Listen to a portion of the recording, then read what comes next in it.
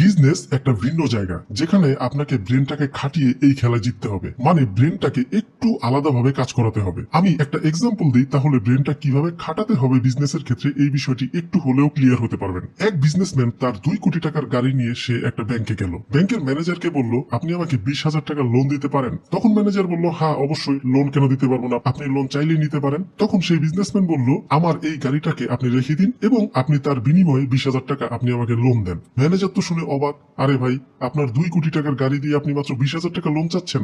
যাই হোক, ম্যানেজার আর কথা বাড়ালো না। ম্যানেজার শুধু এইটুকুই বলল, এই 20,000 টাকার জন্য আপনার 1,000 বা 2,000 টাকা ইয়ারলি চার্জ আসতে পারে, আপনার সেটুকু দিয়ে দিলেই হবে। তখন বিজনেসম্যান রাজি হলো এবং তার গাড়িটিকে দিয়ে সে চলে গেল। 2 বছর পর সে আবার ব্যাক করলো। ব্যাক করে সে সেই মেইন টাকার সাথে 2,000 টাকা এক্সট্রা চার্জ দিয়ে তার গাড়িটিকে নিয়ে চলে যাচ্ছিল। সেই সময় ম্যানেজার খুব কিউরিসিটি বশত তাকে জিজ্ঞেস করলো, স্যার, আপনি যে এই যে এত দামি গাড়ি রেখে দিলেন 2 বছর আমাদের কাছে এবং মাত্র 20,000 টাকার জন্য, আপনি আসলে এই জিনিসটি কেন করেছেন, একটু কি এই বিষয়টি আমি জানতে পারি? তখন বিজনেসম্যান ম্যানেজারকে বলছিল, দেখুন, আমি অন্য একটা দেশে যাচ্ছি, সেখানে আমি আমার বিজনেস সেট আপ করবো। তো এখন আমি চিন্তা করলাম, আমার এই দামি গাড়িটাকে যদি আমি আমার নিজের বাসায় রেখে যাই তাহলে সেটি নষ্ট হয়ে যেতে পারে, পাশাপাশি গাড়িটির সেফটিও নেই, সেখান থেকে গাড়ির কোনো পার্টস চুরি হতে পারে, কোনো কিছু চুরি হতে পারে। তো এখন আমি চিন্তা করলাম গাড়িটিকে কোথায় সেফলি রাখা যায়, আর ঠিক এজন্যই আমার গাড়ির সেফটির জন্য আপনাদের এই ব্যাংকে আমার গাড়িটিকে রেখে গিয়েছিলাম এবং আমার গাড়ি সেফ এবং সিকিউর রইলো, আমি গাড়িটিকে এখন খুব সেফ ভাবে পেয়েও গেলাম। তখন ম্যানেজার শুনে তো অবাক, তার আসলে 20,000 টাকার দরকার ছিল না, তার আসলে তার এই দামি গাড়িটার প্রপার সেফটির দরকার ছিল।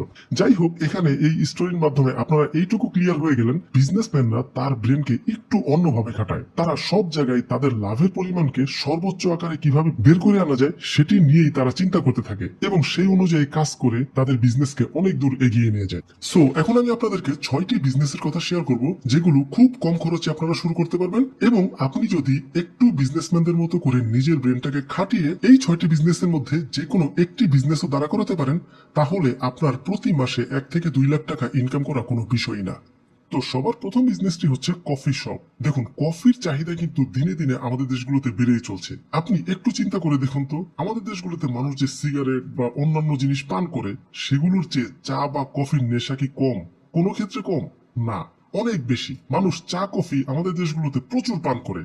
সো কফির চাহিদা দিনকে দিন বাড়বে। এখন কফি শপ দিতে আপনি এই কারণে পারেন, কারণ কম দামে কফি শপ আমাদের দেশগুলোতে এভেলেবেল না। মানুষ 30 টাকা, 40 টাকা, 50 টাকা বা 70 টাকার মধ্যে কোথাও বসে একটু কফি খেতে চায়। একটু ভালো মানের কফি যদি কোনো জায়গায় পাওয়া যায় এবং একটু কম দামে যদি পাওয়া যায়, তাহলে আপনার কফি শপ চালানো কোনো বিষয়ই না। আপনি যদি কোনো একটা জায়গায় খুব ছোট একটা স্পেস ভাড়া নেন এবং কিছু ওয়াল স্টিকার দিয়ে, কিছু অনলাইন মার্কেটিং করে আপনি যদি আপনার শপটিকে একটু প্রমোট করতে পারেন, তাহলে আশা করা যায় আপনার বিজনেস হিট হতে খুব একটা সময় লাগবে না। সো কফি হাউস একটা বেস্ট অপশন। কম টাকায়, কম ইকুইপমেন্টে, কম মানুষ নিয়ে কাজটা শুরু করা যায়। এরপরের বিজনেসটি হচ্ছে small bakery or live bakery. দেখুন, লাইভ বেকারির চাহিদা দিনে দিনে আমাদের দেশগুলোতে প্রচুর গ্রো করছে। আপনি নিজেও চান একটা জায়গায় লাইভ যদি আপনাকে একটা ব্রেড তৈরি করে দিত, আপনি কিন্তু সেটি বাসায় কিনে নিয়ে আসতেন। আমাদের দেশগুলোতে প্রসেস হচ্ছে 2-1 দিন আগে আমাদের বেকারি আইটেম গুলো তৈরি হয় এবং 2-1 দিন পর দোকানে আসলে পরে আমরা কিনতে পারি। কিন্তু লাইভ সবগুলোতে এমনটি হয় না। তারা লাইভ মানুষের সামনে তৈরি করে এবং বিক্রি করে। মানুষ কিন্তু এইটাতে খুবই এক্সাইটেড এবং মানুষ কিন্তু প্রচুর এই সবগুলো থেকে কিনে। এই সবগুলো দিতে খুব একটা ইনভেস্ট হয় না, আপনাকে হয়তোবা 2-3টা মেশিন কিনতে হতে পারে, অনেক বেশি ইনভেস্ট করার লাগে না, অনেক বেশি মানুষও লাগে না, হয়তোবা 2-3 জন হলেই হয়, বাট সেল অনেক বেশি হয়। সো বুঝতেই পারছেন এই বিজনেসটি অনেক লাভজনক বিজনেস হতে পারে যদি আপনি করতে পারেন। এরপর 3 নম্বর বিজনেসটি হচ্ছে অর্গানিক ফুড প্লাস অর্গানিক মশলা। অর্গানিক ফুডের চাহিদা দিনে দিনে বেড়েই চলবে এবং এটাই স্বাভাবিক। মানুষ এখন অনেক বেশি শিক্ষিত হচ্ছে, অনলাইনের কারণে মানুষ অনেক বেশি সচেতন হচ্ছে, মানুষ তার লাইফের ব্যাপারে অনেক বেশি সিরিয়াস হচ্ছে। সো সিরিয়াস মানুষেরা স্বাভাবিকভাবেই তারা অর্গানিক ফুডের পিছনে অনেক বেশি ছুটবে।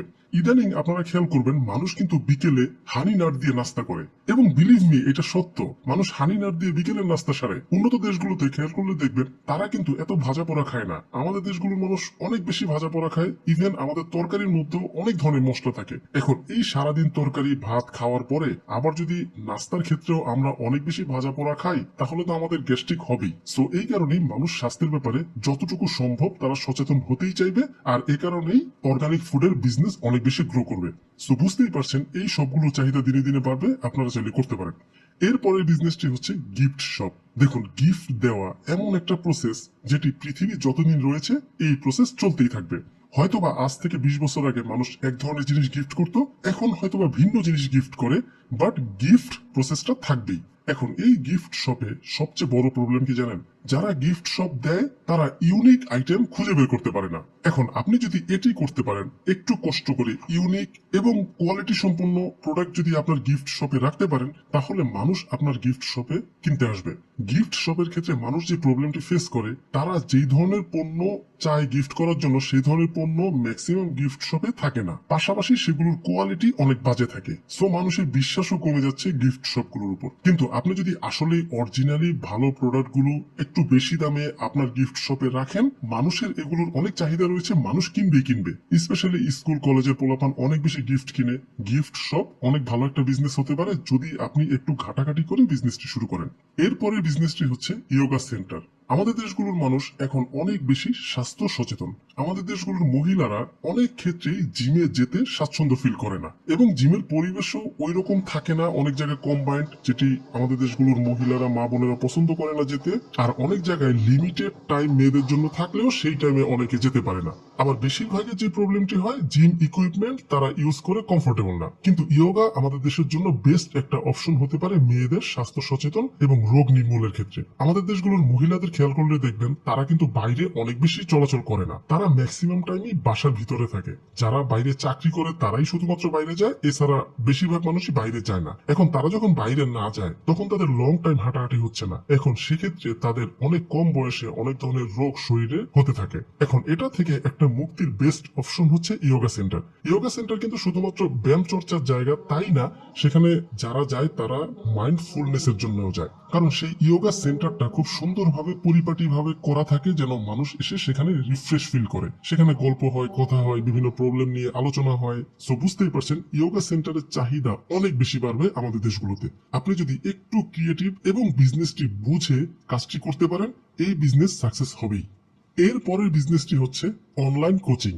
দেখুন, আপনি যদি হাই এডুকেটেড হন বা আপনি কোনো একটা সাবজেক্টে এক্সপার্ট হন, তাহলে আপনি অনলাইনে কোচিং করাতে পারেন।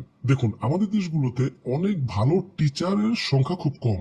এখন অনলাইনের এই যুগে এসে একটা মানুষ অন্য একটা জেলার প্রত্যন্ত ভিলেজে থাকলেও তার অপশন রয়েছে অনলাইনের মাধ্যমে একটা ভালো টিচারের কাছে কোচিং নেওয়ার। সো এই অপশনটির কারণে অনলাইনের টিচিং এবং অনলাইনের এই কোচিং, এই বিজনেসটির বিজনেস অনেক বাড়বে। আর আরেকটি বিষয় হচ্ছে, করোনার পরে মানুষ অনলাইনে ক্লাস করতে অভ্যস্ত হয়ে গিয়েছে। সো বুঝতেই পারছেন এই বিজনেসটি অনেক ভালো চলবে এবং উইদাউট ইনভেস্টে হয়। আপনার একটা ল্যাপটপ বা কম্পিউটার থাকলেই হয়, আপনি চাইলেই করাতে পারেন।